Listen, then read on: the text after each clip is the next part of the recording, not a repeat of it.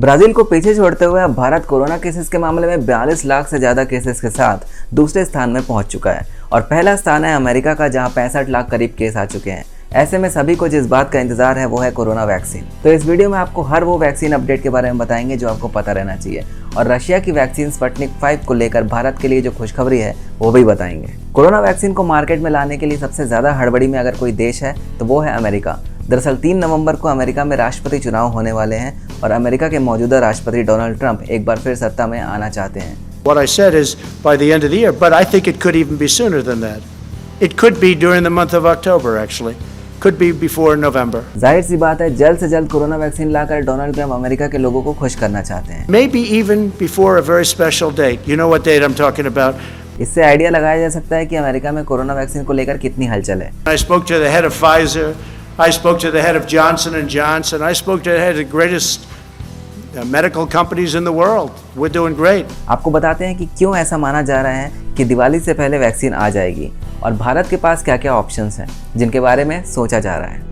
एक कंपनी है Airfinity limited जो कि पूरी दुनिया के वैक्सीन के प्रोग्रेस पर नज़र रखती है। इसके मुताबिक एस्ट्राजेनेका की वैक्सीन के फर्स्ट रिजल्ट्स मिड सितंबर तक आ जाएंगे। एस्ट्राजेनेका वो कंपनी है जिसने यूनाइटेड किंगडम को इस महीने के अंत तक 3 करोड़ डोज देने का वादा किया है। हालांकि ऑक्सफोर्ड की इस वैक्सीन पर हाल ही में ये खबर आई कि इसके लास्ट स्टेज में चल रहे ट्रायल्स को पॉज कर दिया गया है। Researchers are conducting trials in the United States and the United Kingdom, Brazil and South Africa. Meanwhile, the abrupt halt has been described by AstraZeneca as a routine pause in the case of an unexplained illness.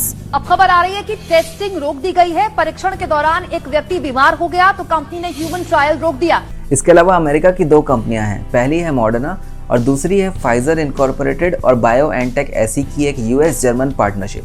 ये दोनों company 22 अक्टूबर को America की drug regulator FDA यानी food and drug administrator से खास meeting करने जा रहे हैं और माना ये जा रहा है कि ये कंपनियां भी 22 अक्टूबर से पहले अपनी रिसर्च डेटा को रिलीज कर सकती हैं। एंथनी फाउची जो कि national institute of allergy and infectious diseases के डायरेक्टर हैं, उनके मुताबिक अगर रिजल्ट्स उम्मीद से ज़्यादा अच्छे आ गए तो वैक्सीन प्रोसेस को स्पीड अप करके जल्द से जल्द लोगों तक पहुंचाया जा सकता है। उनके हिसाब से ये वैक्सीन नवंबर-दिसंबर तक आ जाएगी, लेकिन उनका कहना है कि उन्हें ये चौंकाने वाली बात नहीं लगेगी अगर ये वैक्सीन उससे पहले आ जाए। Well, I have said now multiple times over the last several months that the projection would be that by the end of November, December of this calendar year, that we would have an answer whether or not we have a safe and effective vaccine that's approvable. Is it possible that it could be before then? And the answer is yes.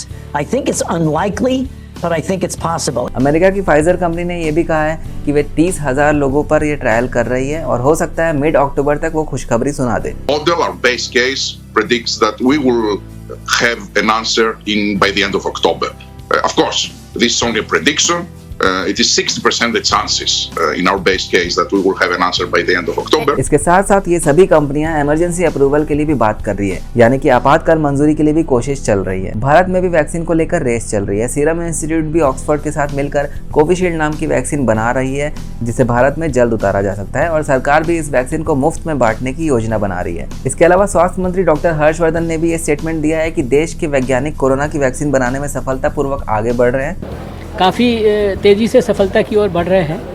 जो clinical trials में हमारे vaccine candidates पहुंच गए हैं। एक vaccine candidate जो है वो क्लिनिकल ट्रायल के 3rd फेज़ में पहुंच गया है और हमें, जैसा मैंने कहा, कि इस साल के अंदर अंदर ही हमें पूरा विश्वास है कि हमें सारे ट्रायल्स कंप्लीट होने के बाद एक इफ़ेक्टिव वैक्सीन देश की और दुनिया की जनता को बचाने के लिए उपलब्ध होगी। जाते जाते बात करते हैं रशिया की स्पुतनिक 5 वैक्सीन की, जिसको लेकर एक अच्छी खबर आई है और वो ये है कि मेडिकल जर्नल लैंसेट में इसको लेकर एक रिपोर्ट छपी है जिसके मुताबिक ये वैक्सीन कोई भी साइड इफेक्ट जनरेट नहीं कर रही है और शरीर में एंटीबॉडी रिस्पॉन्स भी दे रही है। Medical journal The Lancet says that the Russian COVID-19 vaccine Sputnik 5 is safe. In its latest report, the journal claims that the Russian vaccine induced antibody responses in its early human trials.